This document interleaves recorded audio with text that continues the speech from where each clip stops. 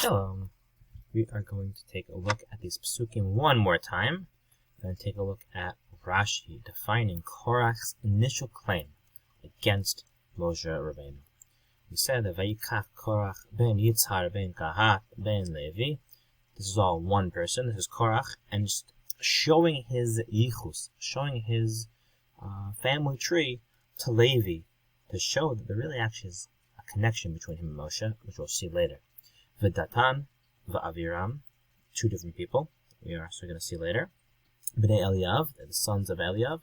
V'on ben Pelet, Bnei Reuven, they're all from the Shevet of Reuven. Vayikumu, lifnei Moshe, they got up, right? That word Vayikumu from kum, they got up before Moshe. V'anashem b'nei Yisrael, also to the Jews themselves, because the Jews are supporting Moshe, they're challenging them as well. Chamishim metayim, there's 250 men. V'nisei Eda Karyei Moed Anshe Shem. These are not just any people, these are pretty big figures actually. V'yakahalu al Moshe v'Aaron, they gathered against Moshe and Aaron, kind of mobbing them, saying, no, we'll see what they want. What do they say? V'yomru Elehem Rav Lechem. It's too much. You guys have said you are the leaders, you're the one to talk to Hashem. Too much for you. Why? Ki kol ha'eda kulam kadoshim. The whole nation, the whole people, we're all holy. B'tocham Hashem. Hashem is amongst all of us. Medua titnasu al kahal Hashem. Why do you lift yourselves up on the nation of Hashem? Rashi is going to give us some insight as to what really are the claims they're making. What's their problem?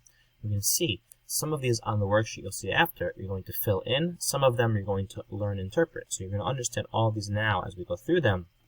And you'll fill them in and answer some questions as we go along. So the first Rashi, which we'll see, is V'yikach Korach. What did he take? There's no direct object. Just as he took. What did he take? Rashi says, L'kach et atzmo l'tzad echad liot nechalech mitoch ha'eda l'ore ala kuhuna. He took himself, and he put himself, l'kach et atzmo, took himself l'tzad echad, to one side. He made himself against them, right? It's not that there really is an inherent fight. He's not trying, Moshe is not trying to fight. Korach takes himself, puts him on one side, liot nechalech, to argue, to separate himself, mitoch ha'eda, mitoch everybody else, l'orer, to argue with the kahuna. He's arguing on the kahuna. There's an aspect of jealousy we're going to see. We saw that he is relatives with Moshe. He's relatives with Aaron, and suddenly Moshe's chosen and Aaron's chosen. And he's jealous of this. I'm going to see that's actually a family connection to why. You can answer those questions on the sheet when you see this Rashi. Took himself to one side, liot nechalech, to be arguing with, or separate, mitoch ha'eda, from the separate nation, to arer al kahuna. Now, here's where it becomes interesting. It's who he is. Rashi is telling us that the pasuk is telling us his whole lineage, not for no reason, for a very important reason. Ben Yetzir ben Kahat ben Levi, v'lo hizkir ben Yaakov. First of all, we're not going to mention ben Yaakov because that's Levi's father. Why? Shebikesh rachamim al atzmo. Yaakov bikesh, requested, rachamim, compassion al atzmo, shelo yizacher shemo al machlokatam. He doesn't want to be mentioned when there's an argument here. Yaakov doesn't want to be involved with this. Lo hizkir ben Yaakov. We don't mention Yaakov. Shebikesh rachamim al atzmo. He requested rachamim on himself. Shelo yizacher shemo al hamachlokatam. Doesn't want to be mentioned in the machlokat. See that also, the second Rashi. There's quite a few here. Datan v'Aviram. After Korach takes himself, we have these two people that are just kind of mentioned here. I'm not really sure what they're doing here. The first truth is they come elsewhere also. We're going to see that. So we're going to see a whole history of them. Shebeshvil shahaya shevet Reuven shroi b'chaniyatam tamnena shechen l'kahat. It says that the Shevet Reuven, where they were from, Reuven, they were right next to Sheruya. They lived Bechaniyatam. They were camping Temena, to the south, Shechen leKahat. They were neighbors of Kahat. Wait a second. Kahat was Korach's grandfather. Kahat was the Shevet that Korach was going to be living with. So Banaiv, he's the children that are next to there also. Chonim Temena, they all live there. Nishtatafu im Korach. Why did they join Korach? Machlakato. They don't really have anything for them, right? Korach's the Levi. He's the one that has the tribal affiliation to actually have power. They're just Reuven. Oy l'Rasha v'oy l'Shcheno. Oy, like oy for Russia, who was bad, and oy l'Shcheno, his neighbor, meaning they're influenced by being around him. They hear Korach complaining all the time. They hear him saying, I really should be a leader. As Moshe and Aaron get to be leader. I should, I would be a leader. Right? Well, they hear that, and they're influenced by that. And they start arguing with it also. They're influenced by their surroundings. So they wind up getting involved in this machloket, even though there's not so much for them in it. So now, what did Rashi has a whole thing? What was actually his claim? Right? Kulam Kadoshim. Yeah, that's true. The whole Bnei Israel is Kadoshim. And yeah, the Hashem chose Moshe anyway to be a leader, and Aaron anyway. So what is actually a problem here? Ma'ara Korach lechalok im Moshe. What did Korach see to cause him lechalok, like machloket, to argue with im Moshe? Here's where it comes down. Nitkane al nasiuto.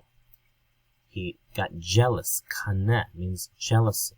Nitkane means he got jealous. Al nasiuto, al being a nasi, the leadership. Shel el litzafan ben Uziel. Elitzafan ben Uziel was one of the relatives of Moshe. Shiminahu Moshe Nasi al Bnei Kahat. And he was the one that was put in charge of the Bnei Kahat, the section or the family of Korach. Al Pi Hadibor. Right? Hashem told him to do that. Well, when Moshe made him the Nasi al Bnei Kahat, Al Pi Hadibor, through Hashem, he got jealous. Why? Amar Korach. Ache Abba Arba Hayu. Our father had 4 brothers. Ache Abba had 4 brothers. Right? There were 4 people total. And Shenemar V'nei Kahat quotes the Pasuk in Shemot that has them. Well, let's see. Amram Habachor. Amram was the oldest. That's Moshe's family.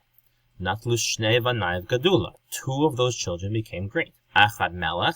Echad Kohen Gadol. That's Moshe is the Melech, and Aaron is the Kohen Gadol. He doesn't have a problem with that, actually. At least he doesn't say he does. Mi Roy Litol et the Shnia. Who's going to take the next step? Lo ani. Shouldn't it be me? Shani ben Yitzhar. Shuhu Shani la Amram. The next son. Amram is the oldest. He's the father of Moshe and Aaron. Well, Yitzhar is the next son. Shouldn't he get the next level of leadership? We didn't give it to him. He gave it to Elitzafan ben Uziel. Why didn't he give it to me? Korach says. Now, he's making this claim. Judge for yourself. Do you think he's really making this claim, or is he really jealous against Moshe and Aaron, and he comes up with a logical way to make it look humble? I don't know. Says V'hu menanasi et ben achayv hakatan mikulam. Right? Elitzafan's father is the youngest of all of them. Hareini cholek alive.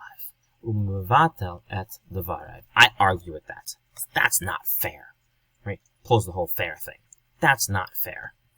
I don't like that. And then he says, I'm going to argue with the whole thing. Mvatel. I nullify. I undermine everything he says. So, ma'asa.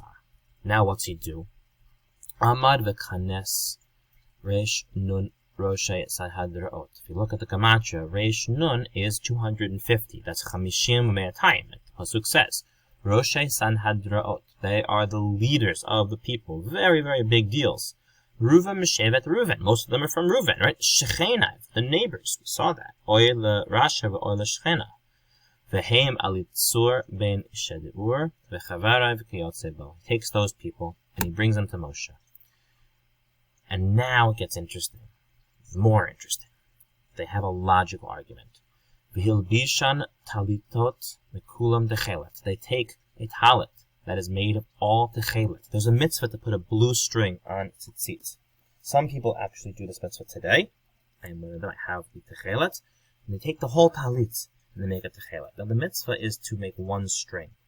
They say, Bo ba'amdu lifnei Moshe. They came to Moshe. They went before Moshe.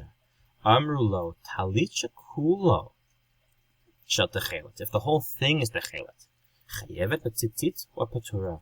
Does it need a tzitzit? Does it need a little string of techelet here? Does it need a little? The whole thing is techelet. The whole thing reminds you of Hashem. Techelet reminds us of the sky, which reminds us of Hashem. Reminds us of the ocean, then the sky, then Hashem. Amr Lahem, Moshe says, chayevet. Hitchilu l'sfok alav. They start laughing at him. But efshar talit shall mean acher. A different color, different type of material. Zchut echad shel techelet potra. One techelet string is enough. Zot chakulo techelet. This one is entirely techelet. Lo tiftor et atzmo. Needs more techelet. They have this argument. If the entire talit is made of techelet, it doesn't need any more. They pick something random to try to argue with Moshe, not really wanting the truth, but arguing just to argue.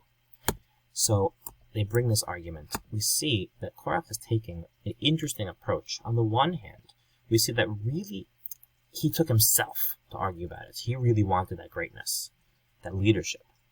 But he tries to enclose his argument in a logical argument that really it's his family's fair because of the lineage, and really Moshe is not making any sense because of this particular mitzvah.